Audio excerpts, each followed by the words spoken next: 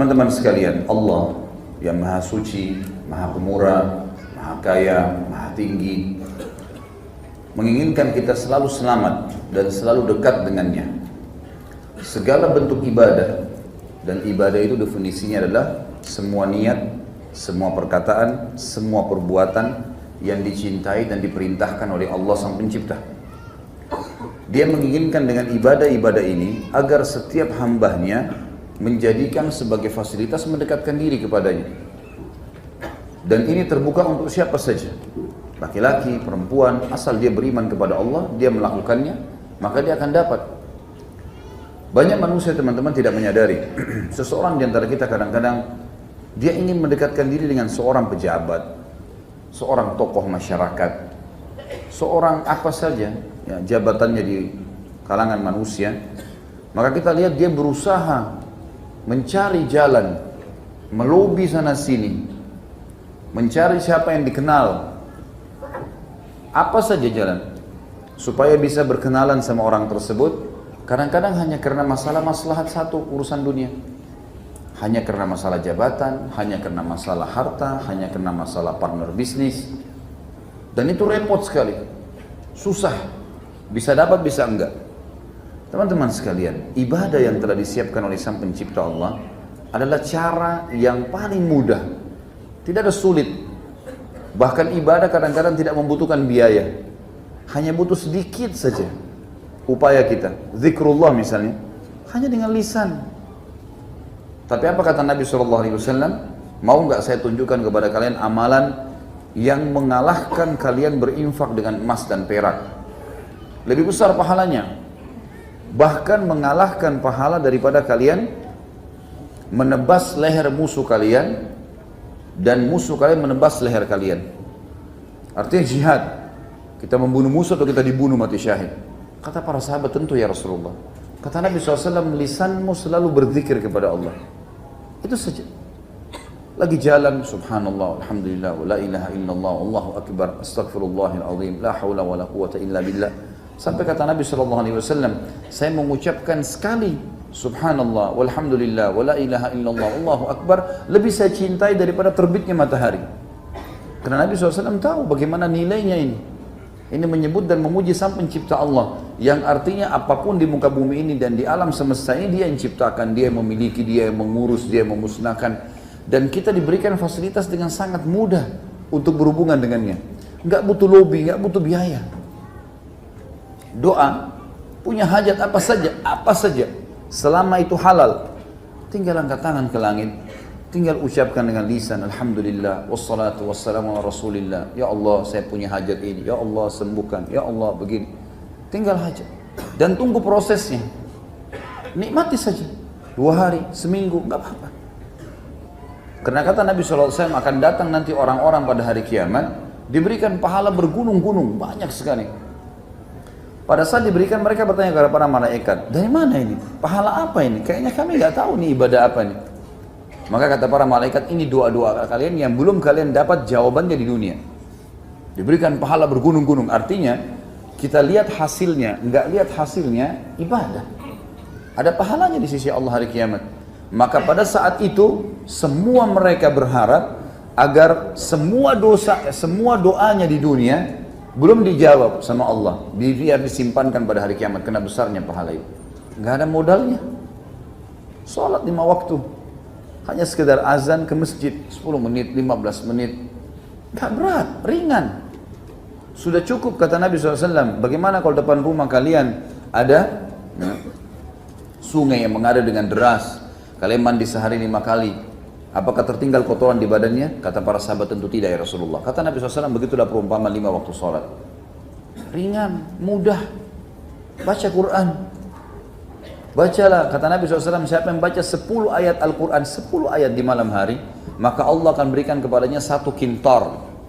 Dan 1 kintor lebih baik daripada dunia dan seluruh isinya. Kata Nabi SAW dalam hadis lain, maukah seseorang di antara kalian menuju ke Buthan dan Aqiq, 2 lembah di Madinah yang sering dilewati oleh unta-unta liar, tidak ada pemiliknya. Maka kata Nabi SAW, mau nggak kalian kedua lembah itu, kemudian kalian dapat 2 ekor unta, dan 2 ekor unta betina besar berwarna merah. sempurna. Harganya mahal sekali ini. Ini harganya mungkin bisa 500 juta, tergantung lah. Ya. 1 ekor berarti 1 miliar lah. Mau nggak kalian dapat itu? Kata para sahabat, tentu ya Rasulullah. Kata Nabi SAW, seseorang di antara kalian pergi ke masjid, baca 2 ayat Al-Quran.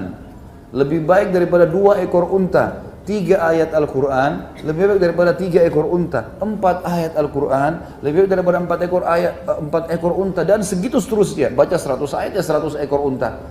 Mudah. Murah biayanya. Dan itu cara berhubungan dengan siapa? Sang Pencipta. Nggak butuh lobby. Kalau kita berhubungan dengan Sang Pencipta, teman-teman sekalian, maka semua makhluk bisa Allah tundukkan buat kita. Dalam sebuah hadis yang sahih kata Nabi SAW, kalau Allah mencintai seorang hamba, Allah menyuruh Jibril mencintainya, pimpinan para malaikat, dan diperintahkan seluruh ahli langit dari malaikat mencintainya, dan Allah akan tanamkan cinta makhluk di bumi kepadanya. Bukan cuma manusia, hewan-hewan, tumbuh-tumbuhan cinta sama dia. Dan kalau Allah membenci seorang hamba, Allah akan suruh Jibril membencinya, dan suruh penghuni langit, malaikat membencinya, dan ditanamkan kebencian untuknya di muka bumi. Orang kalau faham tentang apa yang saya jelaskan dari teman-teman sekalian, dia akan tangkap sebuah poin penting dalam hidup, bahwasanya menjaga hubungan dengan Sang Pencipta Allah dengan menjaga ibadahnya, ini adalah cara yang terbaik. Bagaimana tadi saya kasih contoh, orang banyak melobi manusia hanya untuk urusan kecil. Allah bisa menyembuhkan penyakit kita, Allah bisa membuat kita kaya raya, Allah bisa memberikan kesehatan seumur hidup, Allah bisa memberikan jodoh yang terbaik, Allah bisa memberikan segala-galanya.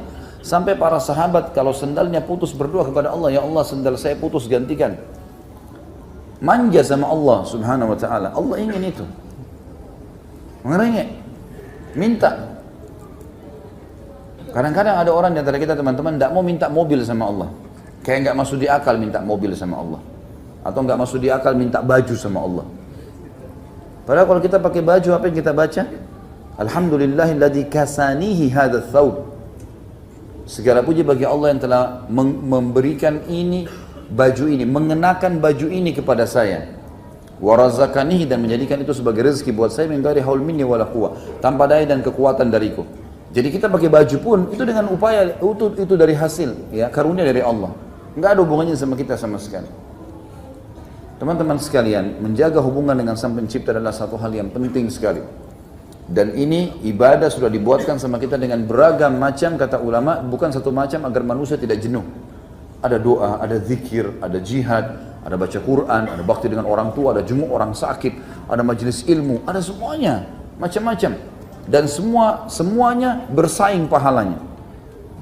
Bersaing bagaimana kita bisa mendapatkan karunia dari Allah SWT. Dan hadis mulia, hadis qudsi yang sudah kita tahu, kata Nabi SAW, Allah berfirman, kalau seorang hamba mendekatkan diri kepadaku sejengkal, aku sesiku. Kalau dia sesiku, aku selengan atau sedepa. Kemudian kalau dia berjalan kepadaku, aku berlari menuju kepadanya.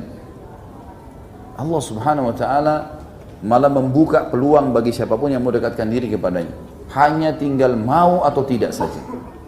Dan murah, mudah, semuanya. Makanya dalam hadis juga kata Nabi SAW, ad-dinu yusur, agama ini mudah. Mudah sebenarnya, asal orang mau lakukan. Gitu kan? Bagaimana bisa teman-teman sekalian kita terus berharap dengan satu manusia yang kadang-kadang untuk menikah dengan dia saja susah sekali rasanya. Meminta, merengek, merayu, juga ditolak. Orang seperti ini karena tidak paham, coba nggak usah merayu, nggak usah apa-apa, sujud kepada Allah, minta Allah lunakkan dia. Dia akan datang kepada kita. Tapi kita nggak lakukan itu, fasilitasnya ada.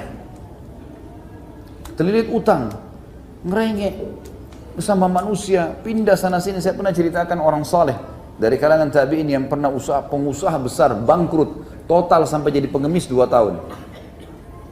Keliling-keliling, minta bantuan, sampai dia tiba di satu masjid, Jami' Baghdad. Kemudian dia masuk, ada orang-orang miskin lagi terima banyak paket. Lalu kemudian dia datang, dia tanya mereka, karena sudah susah. Dia bilang, siapa yang kasih kalian itu? Paket besar-besar dikasih, macam-macam isinya. Tuh orang di depan sana yang lagi sholat, lagi duduk tuh. Minta sama dia, dia akan kasih apa saja. Orang soleh datang ke sana. Dia bilang, begitu saya mendekat, Allah memberikan pelajaran kepada saya setelah 2 tahun, pengalaman. Saya mendekat, ternyata orang kaya itu lagi mengangkat tangannya ke langit sambil merengek, ya Allah berkahi, ya Allah berikan, ya Allah tambahkan. Lalu dia bilang, ngapain saya minta sama orang ini? Orang ini sendiri merengek sama yang di atas. Padahal saya juga bisa seperti dia, tinggal angkat tangan ke langit. Semenjak itu teman-teman, sebulan non-stop berdoa kembali semua kekayaannya.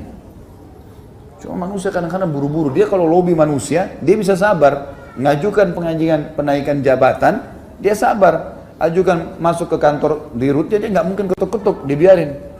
Paling cuma nanya asistennya, sekretarisnya, nggak berani nanya ke sana. Tapi kalau sama Allah protes. Padahal Allah yang membuat darahnya mengalir di urat sarafnya, yang membuat dagingnya dan ototnya melengket di tulangnya, yang memberikan sumsum dalam tulangnya, yang membuat dia bisa bernafas, yang bisa dia melihat. Bagaimana manusia melupakan hal yang besar lalu datang kepada hal yang kecil? Tunduk kepada Sang Pencipta teman-teman sekalian akan membuat seluruh makhluk ditundukkan oleh Allah untuk kita. Ini kata rahasia sederhana tapi banyak orang tidak fahamin dan tidak diamalkan. Coba rombak semuanya. Sebelum ke dokter berdoa sama Allah supaya dokter itu jadi penyebab sembuh. Sebelum masuk ke restoran minta sama Allah supaya dapat makanan yang terbaik, supaya kita dapat makanan. Sebelum menikah minta agar pasangan ini menjadi terbaik buat kita, agar Allah berkahi. Sebelum punya anak, ya Allah karuniahi kepada saya seperti para nabi-nabi, anak-anak yang soleh, dan seterusnya, semuanya. Sebelum kuliah sudah menyampaikan kepada Allah, ya Allah jadikan yang saya pilih jurusan ini bermanfaat buat saya di agama saya, mudahin semuanya. Saya berulang kali praktekin ini teman-teman sekalian. Saya mau buat sesuatu, sebelum saya lakukan saya minta, ya Allah mudahkan ini semudah-mudahnya. Contoh, berulang kali saya mau pergi umrah, ya Allah mudahkan semudah-mudahnya dan berkahi sampai saya pulang. Tidak pernah satu kali pun teman-teman saya temukan kesulitan. Tidak pernah. Dari pengurusan visanya, dari tiketnya, saya mau pindah, tiba-tiba terfikir, kayaknya saya mau upgrade ke bisnis deh. Ada jemaah datang, biar saya yang upgradein tiketnya.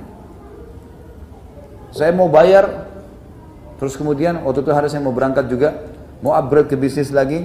Tiba-tiba di bandara dikatakan ini karena kartunya sudah mencapai kartu seperti ini, member anggotanya, maka tidak masalah, di-upgrade tanpa bayar.